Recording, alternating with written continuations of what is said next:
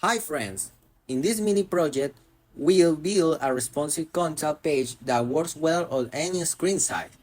The layout will include a simple contact form with fields for name, email, and message.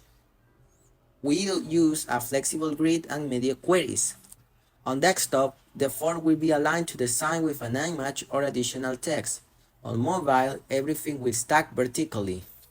We will apply units like percentage, RAM, and media queries to make sure spacing, font size, and layout adjust correctly. You will also see how to use max width, auto margins, and responsive input size. So I give you 10 seconds to do the project, pause the video, and return when you are ready. So we are going to try our code there. So we're seeing. Great job! It's amazing.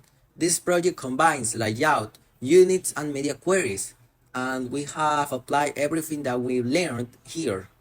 The pages have everything that we need. This session was short because I only want to make you a beautiful website that are scalable, that only you have to program it once, and that code can help you in every devices. So it's done.